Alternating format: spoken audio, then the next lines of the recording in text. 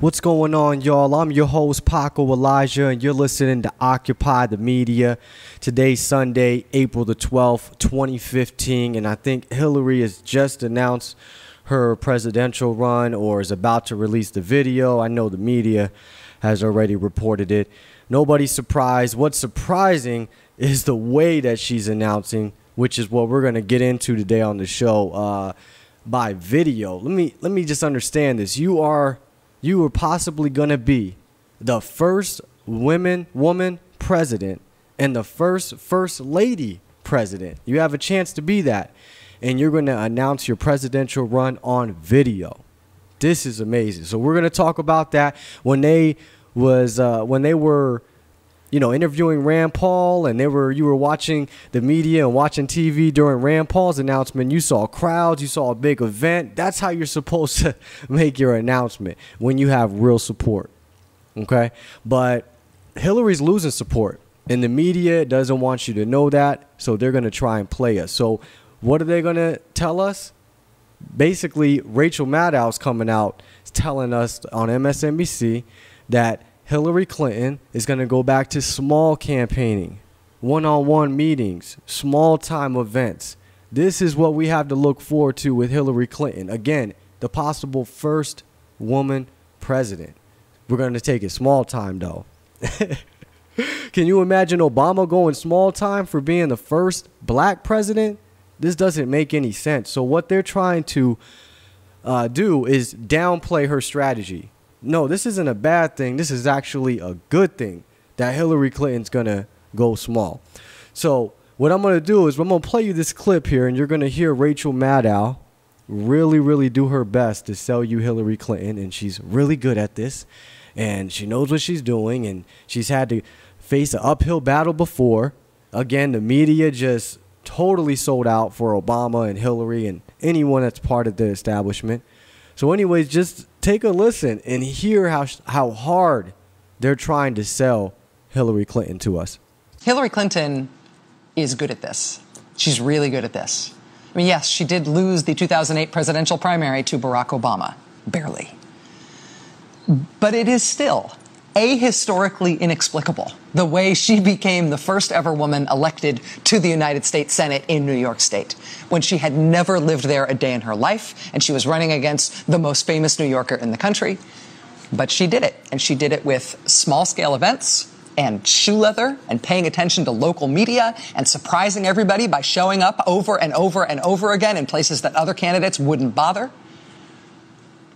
And now this weekend, her campaign says that she will launch her second campaign for president of the United States. But this time, she's going to go back to that successful strategy that she used in 2000 to win that most unlikely Senate seat in New York. She's going to release a video online on Sunday that'll serve as the official announcement. Apparently, it's already been taped. It's already in the can. But once that video launches this weekend, once they hit send, it'll be off to small-scale events. Rural areas, one-on-one meetings and very small-scale meetings with voters. No soaring rallies, no big rhetoric, no large rooms. Just showing up, especially in small-town places where people do not expect her to be outworking everybody else. Will it work this time? Now, this is pretty amazing if you heard her clearly there. She said small-scale events, rural areas, one-on-one meetings, and very small-scale meetings with voters. No soaring rallies, no big rhetoric, no large rooms, just showing up, especially in small-town places where people don't expect her to be outworking everyone else. So they are already trying to sell you her strategy because they don't want you to be surprised when she doesn't show up with big rallies like Obama did, or even like maybe she did 4 years ago. But it's just all a mind game. Like, she has no real support, but you still trying to sell her as the front runner. You still trying to convince me that she has real support. Why in the world would she release her announcement on a video on a Sunday? When supposedly this is Clinton. I mean, she should be able to jam-pack a stadium. She should be able to have reporters out, tons of people, women, all these folks and Democrats and lefties that's supposed to be supporting her, supposedly. She should be able to draw these crowds, but she can't because the establishment a lot of people are waking up to the establishment thanks to Rand and his dad mainly. And it's just getting harder for them to fake it. That's what we all got to understand. It's getting harder for them to fake it. With Rand Paul, you see when he makes his announcement, he has all these supporters, all these people. He don't have these actors and half the people there press. No, he has real people showing up, real excitement. I mean, if you missed it, you should catch the guy that Jon Stewart caught behind Rand Paul, pretty much flexing. He's so excited for Rand Paul. It makes it on the Daily Show. And that's something that only the grassroots can give you.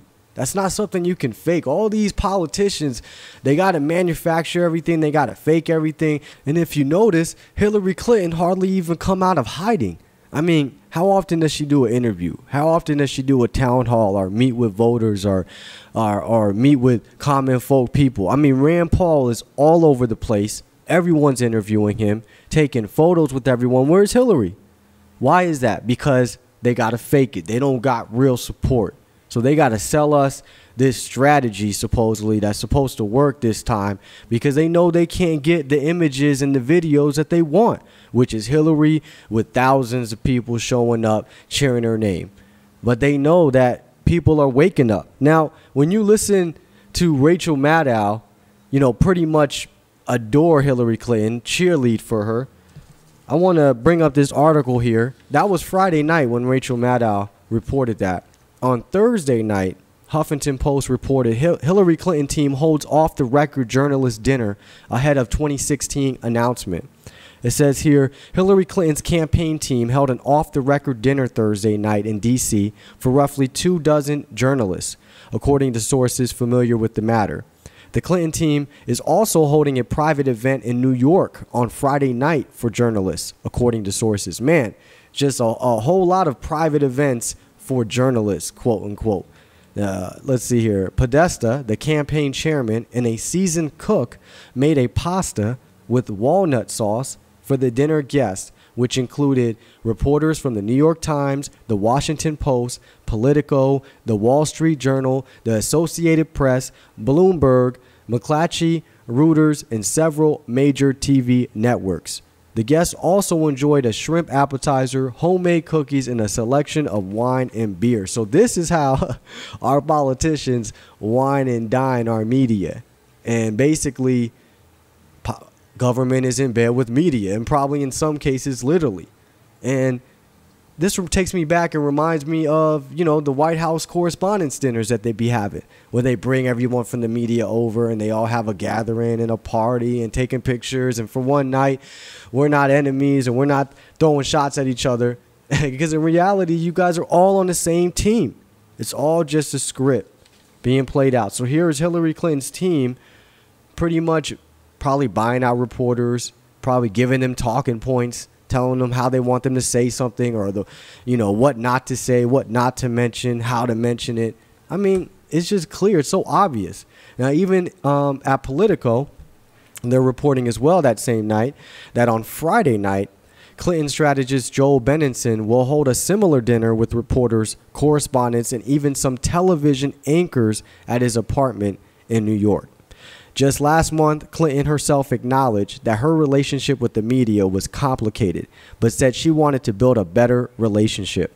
Now, with the launch of her campaign just around the corner, political strategists say the candidate and her team are set to wrest control of the narrative and go on offense. Yeah, by what? Buying out reporters, buying out journalists, telling them what they have to say. Let's see here. Chris Lehan, the Democratic communication strategist and Clinton White House alum, told Politico, quote, once the campaign is off and running like Usain Bolt, based on the big idea she offers as her rationale, it would develop specific reporters and outlets that take a franchise interest. And also later on, Nick Merrill, a Clinton spokesperson, confirmed that the Clinton team had media outreach plans in the works, but said he was not in a position to discuss them. Now, if you took all this energy that you have here and focused on the American people, maybe you had some real voters and you wouldn't have to be faking it. But they're taking all their energy, all their time, all their effort, probably money, and they're directing it to the reporters. They just want to be reported in the right light. That's the problem. Not the fact that she has all these scandals, just the fact that these scandals are being talked about. That's the problem. So it makes you think, right? I wonder if Rachel Maddow was one of those that was at that meeting or a private meeting or dinner or whatever you want to call it. Who knows what they do privately. But it makes you think. So when you're watching the media and you're watching the news, this last couple of days I've been keeping it in mind, and you're watching it this upcoming week, and they're talking about Hillary and Rand, just think, I wonder which one of those are going to these meetings and being told what to say. Pretty much. And you can tell when you're watching the media the way that they're attacking Rand Paul. And it's got to be strategic that Hillary Clinton makes her announcement at the end of Rand Paul's week. It seems like they got to stomp on his parade. They got to calm this down. There's too much energy. There's too much affection for Rand Paul. There's too many different types of groups and different people that he's winning over, and it's all being captured on video. They can't have that. They can't have that. Now, one other thing that I took notice of this week that I think is a big plus for Rand Paul running for president, I mean, this alone to me is enough. It's a big enough plus for Rand running. And that is Ron Paul's name, just name dropping all over the place. The father, the son, Ron Paul, Rand Paul. If you've been listening, all they're doing, they keep comparing him to his father. And I know they got their agenda and they got their reasons for bringing up Ron Paul. But the way I look at it is every time Ron Paul is mentioned, that is someone where a plant can be, a seed can be planted. Because all they have to do is Google him. All they have to do one day is look him up. And who knows what they're going to learn after that or who they're going to become after that. They just might be a chairman for Ron Paul one day.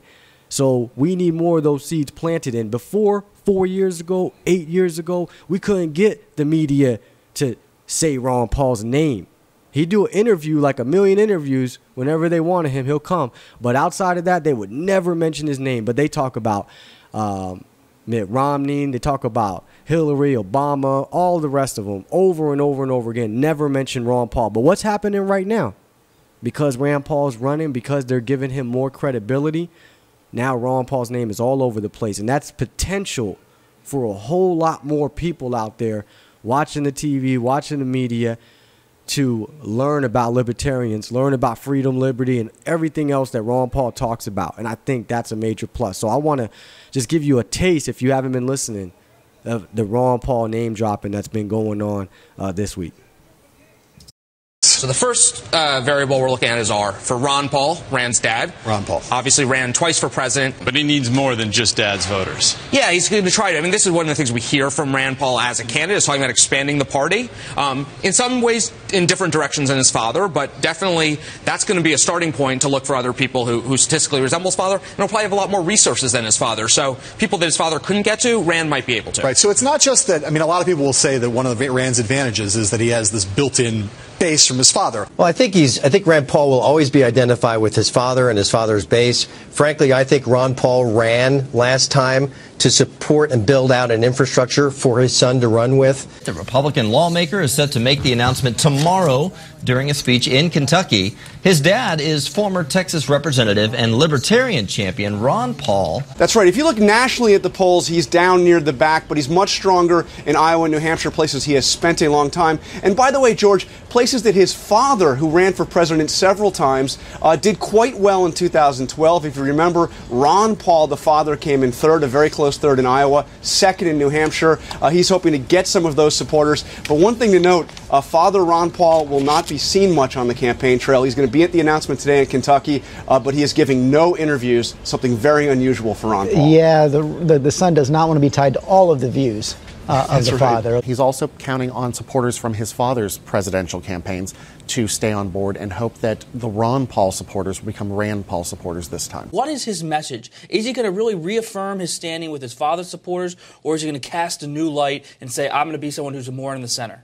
Can he walk away from his father's libertarian base, which is out in Iowa, Ron Paul had a very good organization. Rand Paul has inherited that, plus he's added some of his own people. Where are those Ron Paul supporters going to go? There's no one else in the party who really reflects their libertarian values. So Paul's camp, I spoke to him last night, they think he's going to move a little bit to the center, seem electable, but still have that libertarian cred. It's interesting because his dad made an impact in presidential races, but he was always a message and a movement candidate as a Republican candidate for president. You knew Ron Paul was never going to be the Republican nominee. You knew that on day one. So Rand Paul's challenge, keep what Dad had, keep his little slice of the Tea Party, and then try to grow. Does he need to sort of please his father's libertarian base, or can he actually create a new coalition within the Republican Party? What do you think, Chuck? He has to create a new coalition. His father was a good guy from Texas, but his coalition is not big enough to win the Republican nomination. Is he going to gain more or lose more by doing this exact thing? And I think he's actually going to lose more, considering how the Ron Paul coalition, those were the active members. Those are the ones out there pounding the pavement. I mean, Ron Paul ran for president 3 times and failed. So is this the time for the son to pick up from the father? There's two things that may be kind of soft spots. One, that his father, Ron Paul, ran for president 3 times, and Senator Rand Paul is trying to distance himself from some of his father's policy issues. Well, after watching his father try and fail 3 separate times for the presidency, Rand Paul announced his own White House bid. No, the Paul name is not a new name. Ron Paul's not a new name. Rand Paul's not a new name. You said something right after the 2012 election about your dad. You said, maybe, just maybe, the Ron Paul revolution is the last best hope for saving the GOP from oblivion. I was a great fan of my dad. I think he's one of the few honest and genuine people in politics. So I do mean that in my support. Where do you disagree with your dad? Now, hopefully you get my point. Now, you remember there was a time when if you were a Ron Paul supporter or a Rand Paul supporter too, and you go back to, maybe 2009, 2008, there was a time that anytime Ron Paul's name was mentioned, anytime there was an interview with Ron Paul, anyone in the media mentioned him, somebody had it up on YouTube right away. Every time. It was almost like a small-time occasion when Ron Paul would be mentioned or talked about, because it would always be on YouTube. Someone would catch it every time. That's how much people wanted to hear him speak. And now we have the potential of even more people on a massive scale coming across the name Ron Paul. And, of course, that means they're going to come across the message. And that's the whole point of this, is that we're waking more people up. Those of us that are supporting Rand know it, and the establishment know it. That's why they're running that $1 million ad on day one to try and take Rand down, because they see him as a threat. And they're even actually coming out and saying that. You can hear it on the media. They're somewhat taking him seriously because they know they have to. I mean, again, look at the crowd that he's getting. I mean, let's just think about it. Ted Cruz, he goes, announces his presidential run, and he pretty much goes to an auditorium where those kids are forced to be there. Rand Paul, everybody wants to be there. They came there for that specific event for Rand Paul. Same thing that Ron Paul used to do. You see, nothing is orchestrated. I went to the UCLA event when Ron Paul came here. All these people, I mean, long line coming to see Ron Paul. People sitting in the trees because they can't get in the seats so they can be high enough to see Ron Paul. This is nothing. This is not something you can orchestrate. This is not something you can manufacture. Obama, Hillary, all those politicians manufactured all that support they say they have, the people that they connect with, the people that they know, the things that they've been through. All that stuff can't be believed. It's a lot of that's just manufactured because it's all a script. That's why they say certain things at certain times. And it's just easy to take notice that the media is going to try really hard to sell Hillary to us, because it's getting harder for the establishment to win. Thanks to who? Ron Paul. So anyone who tells us it's not worth supporting Rand Paul because he's not like his father, he's not Ron Paul, well, you tell them, hey, if you want Ron Paul to get his message out even more, get more recognition, more subscribers, more listeners, then we need to support Rand, because Ron's name is attached to it. And let's just think about it. I mean, if Rand Paul became president, then hey, maybe Ron might be vice president, or maybe he'll have another high position. And that's a plus. That's a good thing. So we're going to also talk about that as well to support Rand. But back to that clip where you hear him talking to Chuck Todd, and you notice how they're trying to use his dad to pretty much divide us and to push support away because he's not as pure as his father. But this is why Rand Paul can win. And this is one area where he's a little bit more effective than his dad in his responses. So he asked him, what's the difference between you and your dad? Give me 3. I wonder why he said 3, because you notice all week the media has been saying he flip-flopped on 3 things. Hillary, Mitt Romney, Obama, you can go down a list. You ain't got enough fingers to count how many times they flip-flop. You ain't got enough sandals to count how many times they flip-flop. But Rand Paul, they keep pointing to 3. So conveniently, he says, give me 3 areas. 3 areas where you're different. But anyways, listen to his response. Where do you disagree with your dad? What are the 3? Give me 3 areas. You go first. Where do you disagree with your dad? And then I'll go to mine. Here's the thing. But you guys are both elected officials. Yeah, I know. It is. And your campaign, there are a lot of Ron Paul fans that showed up today. Oh, man. Tell me that isn't genius. Just laugh it off. That's exactly what you do. Tell me yours first. See, they don't like that. See, they want Rand Paul to get loud and get mad. So they keep picking at him. They keep plucking at him. But one thing is that I like about Rand that's really exciting this time around is that he ain't going to get pushed around like Ron Paul did. And, maybe it was all strategic. Maybe it was the best move for Ron Paul to do it. But if you notice, Ron Paul put himself in there and he sacrificed himself. And the media attacked him. They lied about him. They even said foul stuff about him right there to his face in front of him. Disrespect him. Lie about him. The same way somewhat they do with Rand Paul. But Ron Paul wouldn't fight back. He wouldn't push back. He wouldn't,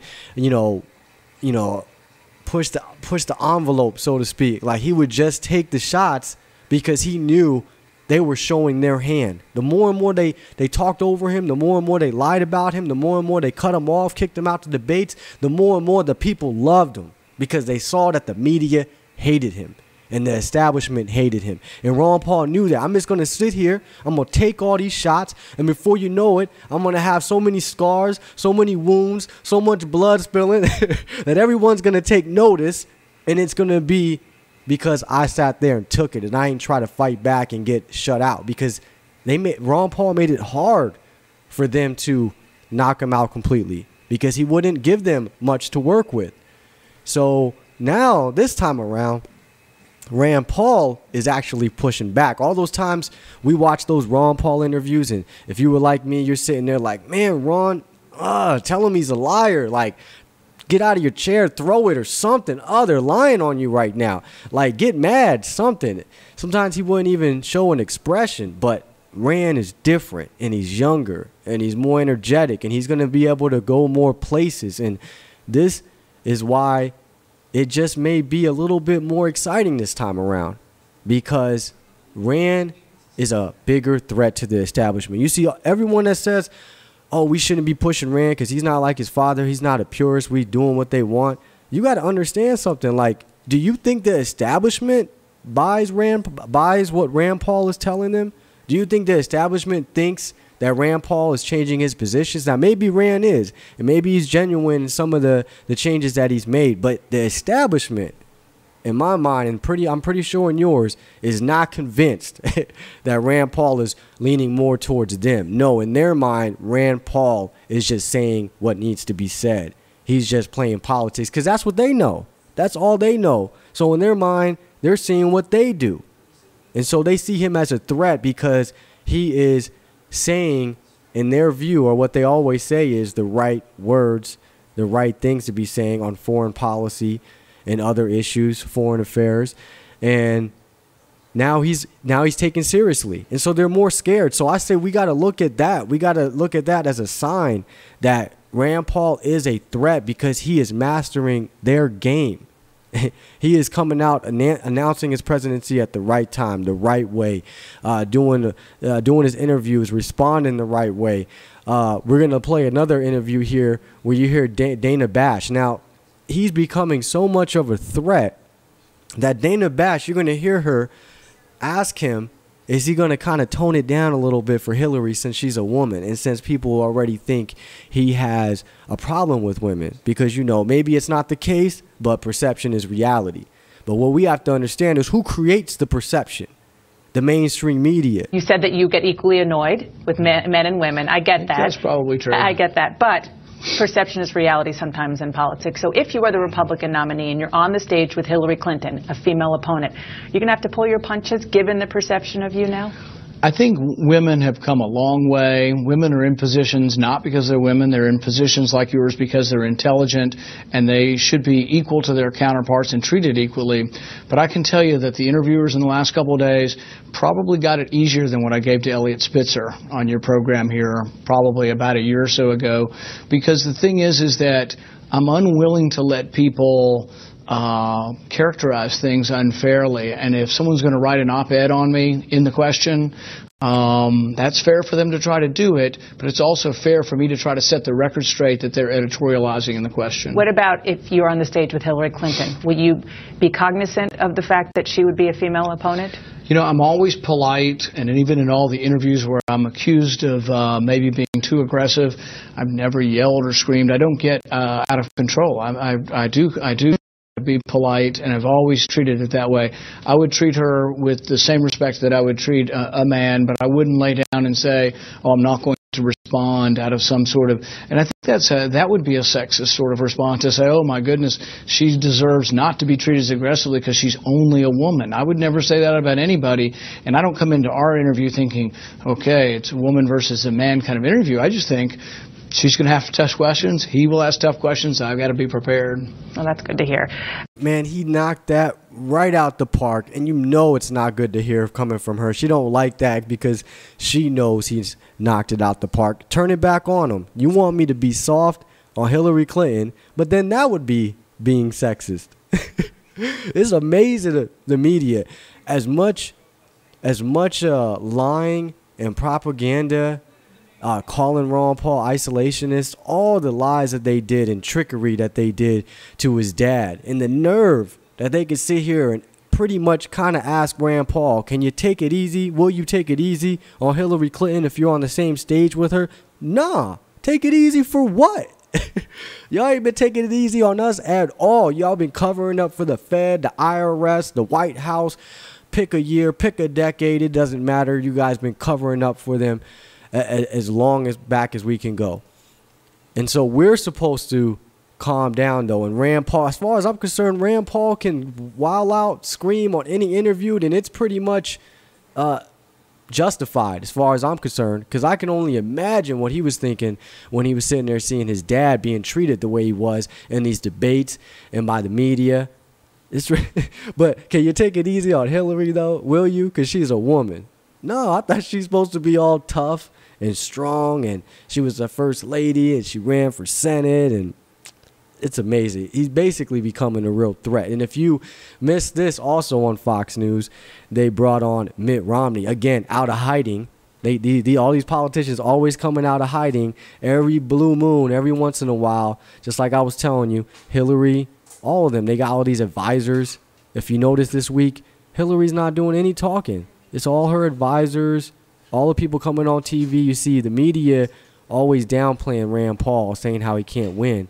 But when you hear them talk about Hillary, it's always about what she has to do, what she's going to do. They bring up all these strategists. They do all this stuff to convince you that Hillary is pretty much going to be the nominee. But Mitt Romney came up here on Fox, and he knows what he's doing. He pretty much took a shot at Rand Paul. Too soft on national security? Well, we're going to get a better chance to see exactly where Rand Paul is on these issues. He wasn't a senator 10 years ago. He's now a United States senator. He's experiencing what's happening in the world, and I think as he gets greater perspective, why he's going to be very clear on where he stands on foreign policy issues, and we'll give him the benefit of the doubt, take what he says today, and that'll be the platform he runs with as a candidate for president if he gets into this race. Well, no, he's in the race. He got in last week. I know it's hard to. Oh, I'm sorry. I'm sorry. I haven't kept my scorecard up as who's actually officially in and who's just kind of in. Yeah.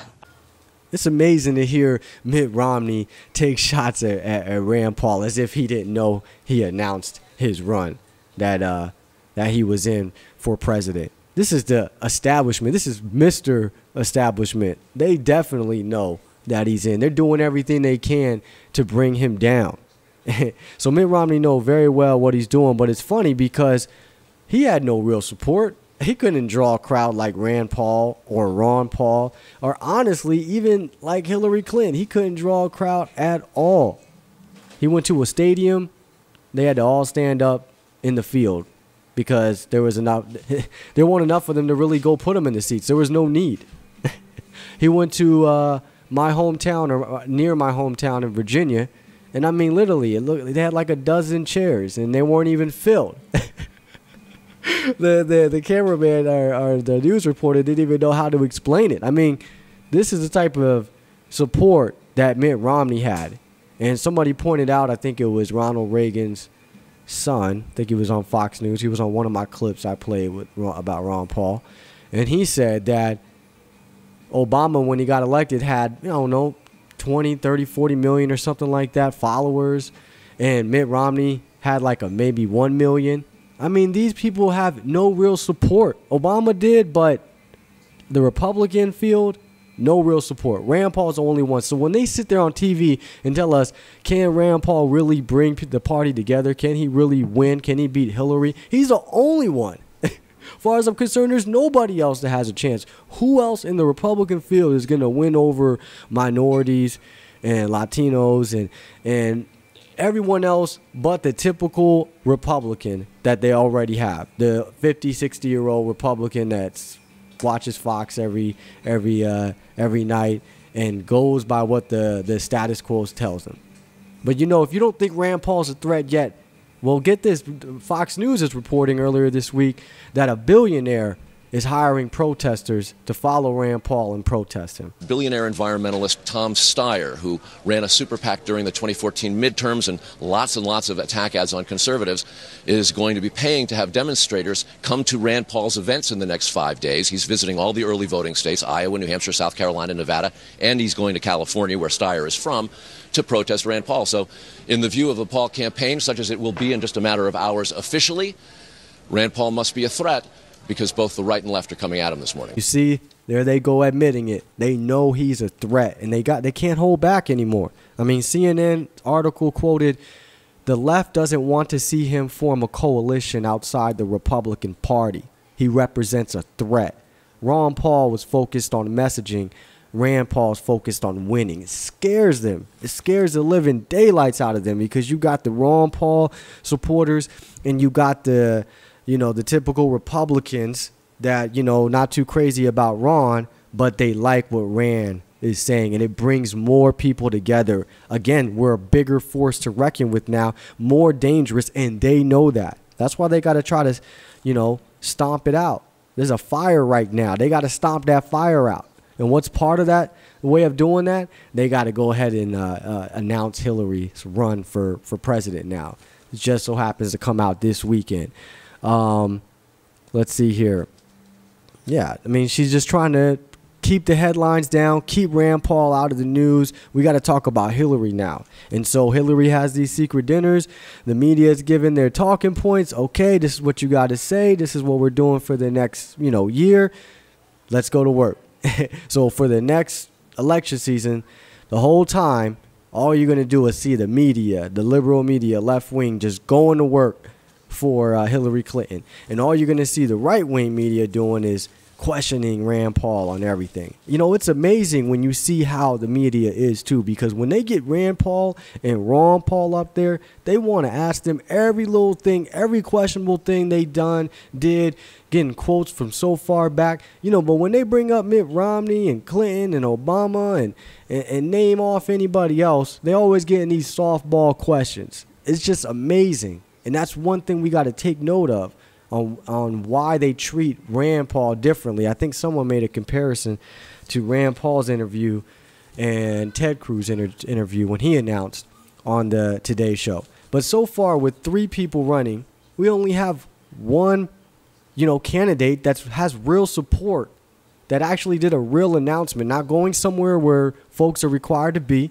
and not doing it on a video on a Sunday. And again, you're supposed to be the first woman president, and this is how you announce it. You don't have a big party, a big celebration. Nowhere. I mean, they don't want to get embarrassed. They don't want to have to compare Rand Paul's, announcement to Hillary. And if you saw one of the CNN videos, they were breaking down Rand Paul's event and, going through everything, the buttons, all the people. I mean, how a campaign bid is announced. And it's just funny because I was sitting there thinking, well, what about Hillary? Why isn't Hillary going through all this? Where's her supporters at? They're all in front of the TV screen. They're all talking to you. They're all up there. They're all on Wall Street. Those are all of her supporters. But I think Rand Paul has a real chance of winning. I think there's a lot of infighting that's going on, too, that I wanted to talk about. But another weapon that Rand Paul has that I don't think a lot of us are even thinking about either, and some in the media have taken notice, is his wife. His wife. Now, I want to play you this clip where she is pretty much announcing that Rand Paul to come up and give his speech before he, gives his announcement. And apparently, if you watch the announcement, he had a couple of speakers, and I suggest anyone who didn't see the announcement to go back and watch it. It's powerful. It's great. I loved it when the preacher went up there and talked about how Rand Paul comes back and he sees him, and he's not just a politician, and how he used to be a Democrat and he switched, and now he stands with Rand. It's very powerful. And I know I'm sitting there watching it knowing that the media knows this. It's very powerful. That's why you don't see very many clips, clips from that speech. Not maybe his, they got a couple on, but prior to Rand Paul speaking, they don't want you to see all the real support that he has. But anyways, his wife is up there pretty much going to introduce him. And what is Fox News and what 3 or 4 of the hosts doing? They're going to talk over her. Just keep on talking till Rand Paul come up there. And then if you go back and you watch it on YouTube, you'll notice that once they showed her for a little bit, they showed her on the TV screen, they went off. And then they started showing just pictures of Rand Paul. They stopped showing the event. You know how they're waiting for someone to come up, but you can still see the live event? Well, they just cut it. They just stopped showing the live event. They start showing just pictures of Rand until they finally, just had Rand up there giving his announcement. But they know what they're doing because they know his wife and the people seeing her. It's very dangerous. Why is that? They don't want you to think she could be the next first lady because she looks like she could be, and whatever that means. But just take notice. We have an analyst telling us at Fox Business our human hair is growing faster than the U.S. economy. Oh, God, I hope so. The U.S. better. Oh, wait a minute. That's very vain of me to say. Can I just make one quick point?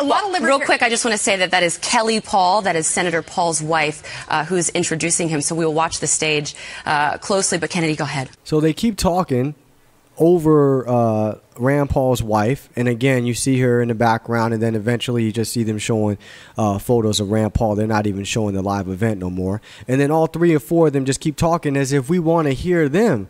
Why aren't you playing the live event? This is someone who's announcing their presidency. His wife is up there. If this was any other Republican candidate and they had this much support and they were the establishment, loved from Fox News, they would definitely be playing their wife speaking up there, probably to counteract that, quote, war on women, to give that look, to combat that narrative. But with Rand Paul, no, we got to cover up his wife. We don't even want you to, to hear her. So we're going to keep talking over her. It's all strategic. Now, over, I think, on Bloomberg News, a couple of hosts have taken notice that Rand Paul's wife is going to be an asset and is going to make him even more dangerous. Some may say that Rand Paul has an outside shot at the presidency, only an outside shot. And to those naysayers, Rand Paul would like you to hear from someone who's pretty high on his prospects, a voter from Kentucky describing his run for the Senate, a voter named Kelly Ashby Paul. She is a Slate relation. His first line of attack was telling me, everyone says that I have a less than 10% chance of winning the primary. But I had heard him speak that night in Fountain Square Park, and I knew. With the sudden certainty and clarity that sometimes you have in life, I just knew I looked him in the eye and I said, no, if you do this, you're going to win. I know it. After that impressive performance by Kelly Paul, after Senator Paul's speech, I caught up with him in kind of a chaotic scrum after the event, and I asked him how he rated his wife's performance. Senator, how do you think Mrs. Paul did in her speech? Oh, she did great. I'm afraid she might be better than I am. Did she practice a lot? Did she practice a lot? I'm not allowed to divulge it. Were you able to watch her speech or just listen to it? I did. I listened to it. What do you expect her to do to help you win? Hopefully more of the same. So he's expecting more of the same, including she's launching a book tour in the coming days, John, as someone who's going to have a very high profile compared to some of these other spouses of 16 or so. My question to you is Kelly Paul a secret weapon or the secret weapon for Rand Paul going forward? Well, she's not a secret anymore. After watching her today, I think a lot of people, this will be the first time a lot of people saw her in the country, in the party. She played a big role in his Senate campaign, doing a lot of videos and things for him. She was very poised today. People seeing her on that stage today who understand how important and how big an asset and a really solid spouse can be will look at her and say, she looks right now, at least, like way more of an asset than a liability or a null set, as it were. Yeah, with the exception of William Jefferson Clinton, I'm not sure there's another spouse involved in this contest who can give a speech like she gave today. It was not super poised. If he's the Republican nominee, she's going to have to step up her game at the convention. But for an announcement, it was strong, and he needs more than anything else someone who loves him, who will testify to the country about what a big heart he has, because he's not particularly good at showing his heart. She today testified for him. Very powerful, and you'll see a lot more of that, I'm sure. Yeah, and I think, don't be too tough on her. I mean, I'd say that if she gave that with that level of poise, if that was a convention speech, I'd say it wasn't very poised. For a woman making her debut on the national stage, first time she's ever been watched probably by more than 50 or 60 or 200 people, she was very poised, I thought, given their debut nature of it. 100%. All I meant was she's not a Michelle Obama level yet, but she was very strong today. And the Paul people were over the moon about it. It'd be pretty amazing if she was a Michelle Obama level already. All right. Man, they already criticizing his wife. She gave a good speech, but, if that was a convention, she got to step her game up. I mean, man, the media is brutal, man. What they do to Ron and Rand, we really got to take notice that they're a threat. And this is why they say the things they do. This is why they're admitting that he's a threat. And now his wife is just going to make him more dangerous. They don't even know what to expect with her yet. And that's why Fox News is covering up. That's why they talking over her. And that's why these two gentlemen know that she's going to be an asset to his team. And it seems like they're just trying to stay away from that term, first lady. They don't want you to see her as a possible first lady. That's what they should have been saying there. She could be the next first lady. But they don't want that. They don't want that perception out there. So what happens? Hillary Clinton, boom, announces her presidency, her run this weekend, same week as Rand. They got to stomp on that fire. Now, one thing that I noticed is that the media is trying to use his dad and trying to use libertarians and his dad's supporters to kind of, bring down his thunder, so to speak. They want to cause infighting.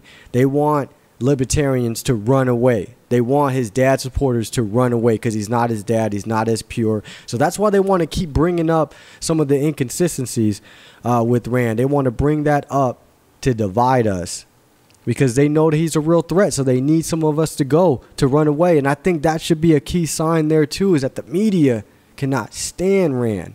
So therefore, we should stand with him because we can't stand the media. We know that they're not on our side. So I hear Republicans and libertarians and some anarchists on Facebook fighting over, what we should be doing, what we shouldn't be doing. And I believe in freedom. Everyone should do whatever tugs at your heart. But it seems like everyone's missing the point to me. We have some folks that just don't believe in getting involved in the system at all. Not at all. Like, I'm an anarchist. I don't believe in government. We need to stop giving their system credibility. We need to stop showing up. Or don't even get involved in the system because that's what they want you to do. And then we have independents and libertarians, people in the Green Party. Oh, we need to get out of the two-party system. We need to do it from the third party. That's what we need to do. we need to come together and back a independent candidate or a libertarian like Gary Johnson. And then you have folks that are Republicans or that are Rand Paul supporters, Ron Paul supporters, and some of them are just so fixated on, we got to vote. We got to just make sure that we vote. That's how anything's going to change. You can't complain if you're not voting. And I think we're all missing the boat on this. I mean, the way I look at it is we need to try our best, all of us, to be involved inside and outside of the system. To be either or, I think, is wrong. So if we're going to say, we shouldn't be involved in the system at all, like some anarchists may say, well, what is that accomplishing? What are we doing? We're not even going to go see the enemy. We're not going to get involved at all. We're not going to, knock on their doors. We're not going to press some feathers. We're not going to do anything. We're just going to sit back and think somehow that they're going to ignore us. Somehow that's going to work. And then the other option is we're going to go third party. So now we're just going to be broken up into smaller groups, smaller forces. We're less of a force to reckon with. So what kind of threat really are we? The way I look at third parties is it's just kind of like a decoy. It's kind of like a decoy. Let's get all these activists, all these grassroots, let's get them to go somewhere else because they're in the way. They're getting in our way. We want to do we want to continue with our corrupt system without them involved in the process. So let's give them something to keep them busy. That's what it seems like to me. I mean, I could be wrong, but that's just what it seems like. Third parties, libertarian parties, just to get us out of the way. And then we have some folks that, we just got to vote.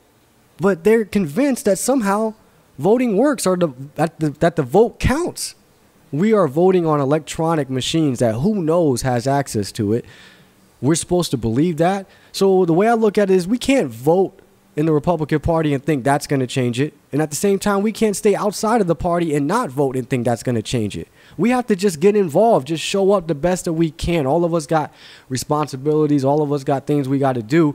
But at the end of the day, if we're involved, whether it's spreading the word of mouth and being in the parties and being outside protesting and marching with just independence, we need to be trying to do all of it as much as we can. Voting alone is not going to change anything.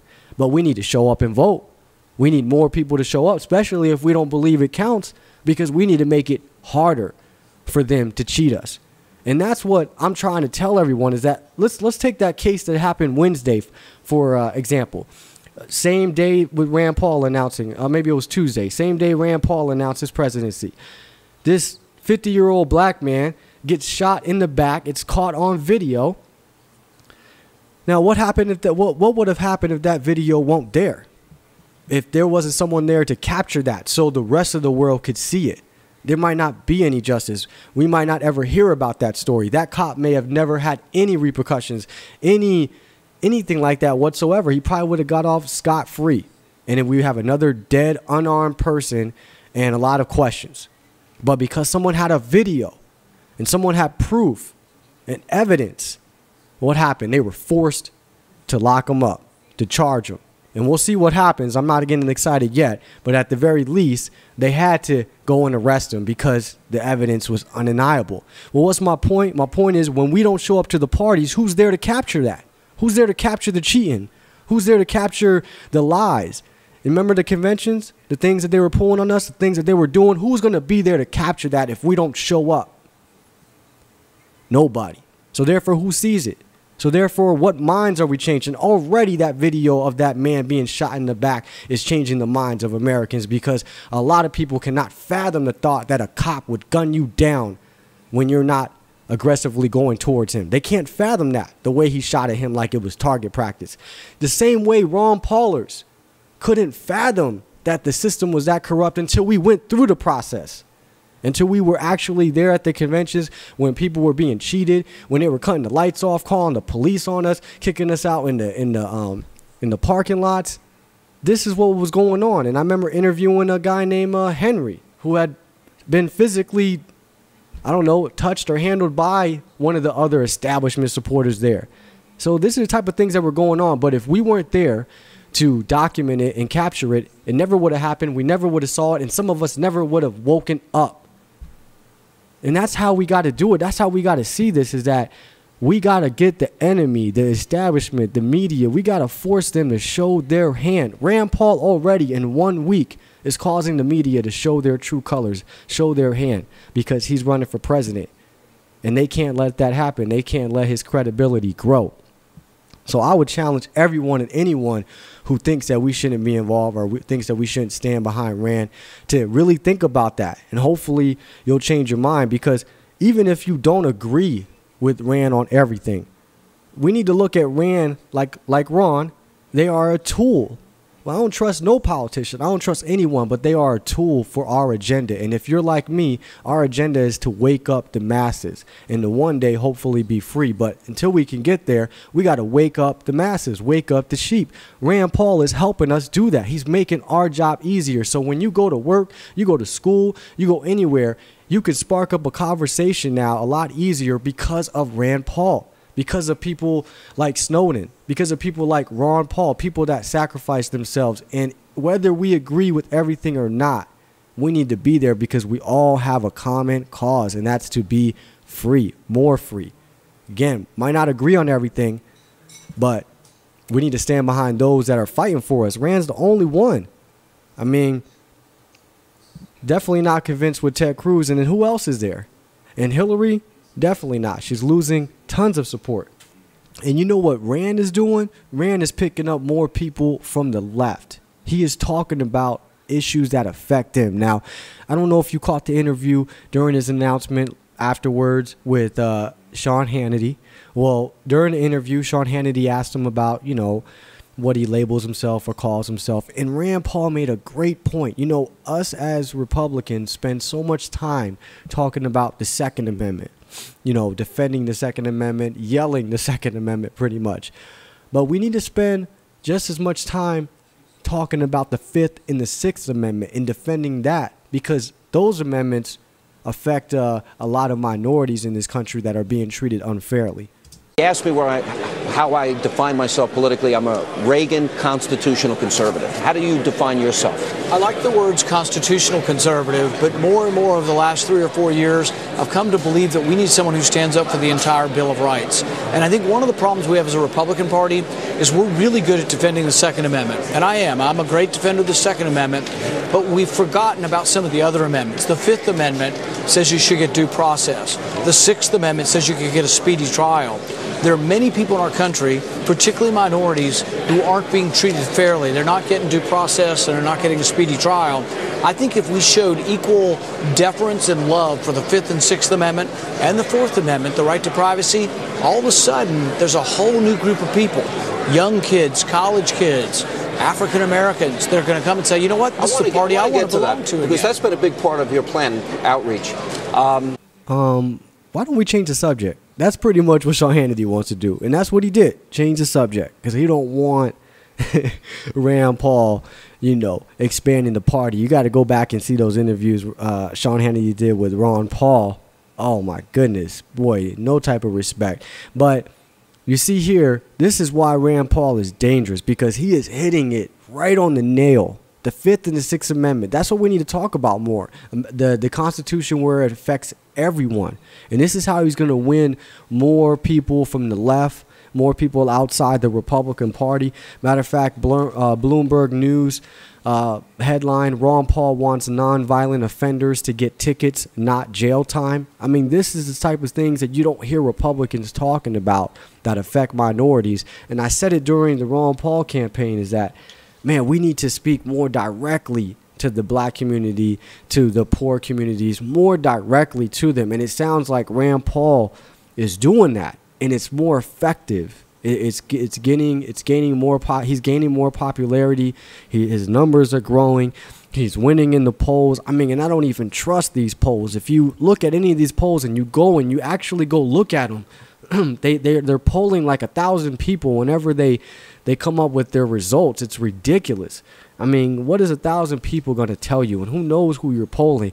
And a lot of times it's on landlines. But even so, Rand Paul is winning in those polls this week with him versus Hillary. But I did notice, I think it was the day he announced or the day after, somewhere around there, Fox News, of course, shows a poll. with him at the bottom under Donald Trump. Now, what poll, what kind of credibility does a poll have where Rand Paul is under Donald Trump? I mean, who did you ask? The White House? At all?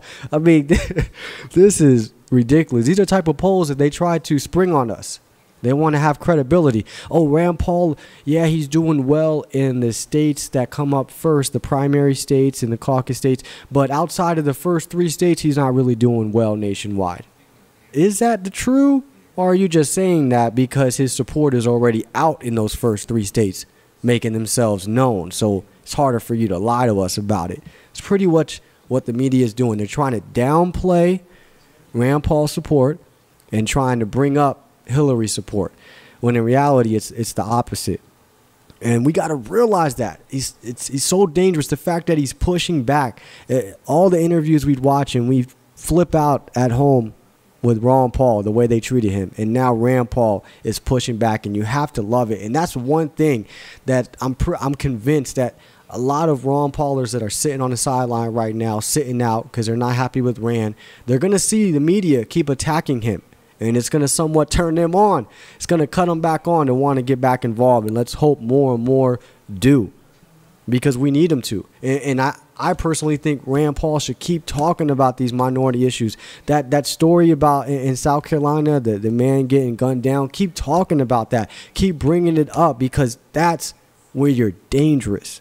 That's what it's hard for them to combat that when Rand Paul is reaching out to minority groups, because they're always telling us, why doesn't the Republican Party do that? And as soon as Rand Paul does, now all of a sudden he's a threat. And it isn't amazing, Rand Paul, they keep saying he can't win because he's becoming more moderate, he's going to lose his base. Well, isn't that what Mitt Romney did 4 years ago? And you said Mitt Romney we needed a moderate candidate to win the election. Yeah, we're going through the primaries. Yeah, we're going through the caucuses, but the Republicans want to unite around someone that can win a general election. Now it's the other way around. Oh, he's not pure enough. He's good for a general election, but not a Republican primary. He needs to be, he's losing his base. He needs to stick more to, his roots. It's just amazing that when it comes to Rand Paul or Ron Paul, it's never enough. You can never raise enough money. You can never draw a big enough crowd. It's just never enough. He still doesn't have a chance. Not enough momentum. Not enough people. Meanwhile, Hillary Clinton, who should be the front runner before anyone on any side, has to announce on a video. What does that have to say? It's in the clips that I got earlier on, weeks back, with the Clinton team saying she doesn't want a long campaign. She doesn't want to come out much. Why not? Of course, they don't want to expose themselves. Rand Paul, Ron Paul, they can go everywhere. They can talk to anybody. They're free to go. They don't have nothing to worry about because they don't have anything to hide. These other candidates are all filling the script. So they can't just come out and speak whenever to whoever, because everything is orchestrated. Everything is manufactured. It has to go a certain way. So they got to let us know ahead of time, hey, Hillary is going to be doing in small time events. Don't be expecting nothing big. Don't be expecting too much. She just want to do a couple videos, a few interviews here and there, and then get in the White House. And if she does get in a debate with Rand Paul, Dana Bash wants him to take it easy on her. Take it easy. I know we pretty much lynched your dad in the media, but take it easy on Hillary. She's a woman after all. I say Rand Paul need to keep up the controversy. Some people don't agree with me, but I say keep it up. Look, I want Rand Paul to win. I think he has a chance to win. I think he can win. I don't know what's going to happen. What I do know is that they're going to try and cheat us again. And the good thing about that is that Rand will more than likely speak up more than his dad did. I mean, his dad would very rarely mention the cheating that was going on. But it seems like Rand will speak to it. But regardless, I think what we got to do is stay focused on what really matters, whether Rand wins or not. And I totally want him to win. Whether he wins or not, our main focus is to get more people involved in the process. We can't depend on any politician, anybody in the Paul family or any other family. We all got to try our best to get involved, take over party positions, central committees. That's what I'm looking into now. I need to go join mine. We got to try and get involved that way. So even if they steal it from us or cheat us again, we're in a position where we keep growing and getting bigger and bigger. And that's how we got to look at it. We can't go through one election with Ron Paul or two, and then we're all down on ourselves. We're all beating each other up, and we're all just done with the process now. It's over. We're just going to give up the fight. Ron Paul been fighting for how many decades, and he didn't give up. And people tell me that. What's the point of getting involved in the system? Nothing changes. Well, who woke you up? Ron Paul. Well, how did he wake you up? Did he wake you up when he was an independent, when he was a libertarian? Or he woke you up when he ran in the Republican Party and was up there speaking in those debates because he gained some credibility for going through the process. And it was a long, drawn-out process, long time before he got his recognition and his respect. But meanwhile, we go through one election, we're ready to give up, throw in the towel. Like, we can't just look at, oh, if you don't win, then I'm done with it. I don't want to do this no more. We got to look at it like more and more people wake up, more and more people grow intellectually, then we winning. Ron Paul's name keeps getting dropped on the media left and right, we're winning.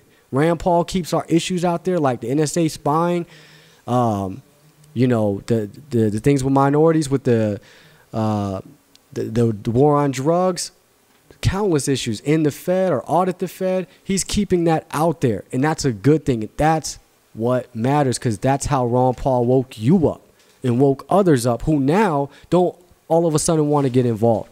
Keep telling me it's useless.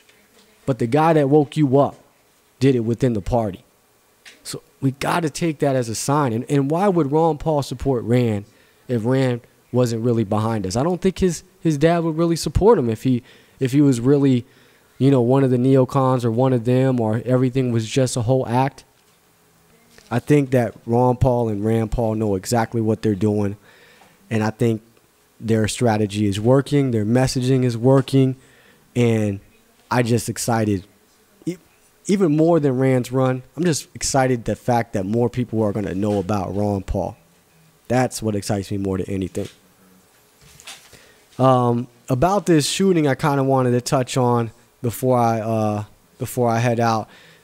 It's just amazing that in America, we can see someone getting gunned down from behind, running away from a cop. And I want everyone, when you see that video, to think of the other people that were not captured on video, all the lies that these police officers have probably been getting away with. And everyone who thinks Mike Brown was charging at the officer, no one was there, nobody knows for sure. But those that automatically believe the police officers, hopefully this video will make you think that this is what people do, whether they're innocent people or criminals, or especially in these neighborhoods, they run away from police. They don't run towards police. And so if you can imagine that guy running, and he was Mike Brown, and Mike Brown getting shot at, and instead of him keep running, he turns around and says, okay, all right, my hands are up. I'm done. And then the cop keeps blasting, just like that South Carolina cop. See, to me, I think that's the way it happened. Now, again, I wasn't there. I don't know. But we need to stop assuming that because the police tells us one thing, it's true, or because the DOJ, Eric Holder, releases a report that we're supposed to believe it. Even Fox News is trying to tell us that the DOJ report is correct. They don't believe any DOJ report. They don't never believe the Obama administration. They never trust Eric Holder. But as soon as it fits their narrative that his hands weren't up, oh, now it's credible. Now they believe it. And when you go back and you read those witnesses and you see some of the things that occurred, like everyone who saw him with his hands up got interviewed multiple times over and over again, probably because they wanted to try to get them to slip up on their story. But everyone else who said they charged at him interviewed once. There was a PBS article released on the people that said he had his hands up. They didn't even have the main witness listed. The first girl that came out, I think she was on CNN and said that she saw his hands up. She wasn't even on the list. How you disregard her? She was the first witness to come out. And then we're supposed to believe the DOJ report that didn't prove anything. And now we have the South Carolina shooting, and I hope it's waking up a lot of people. I know for a fact it's waking up a few. We got to realize that there's corrupt police, there's bad police, and there's police that just go along with it.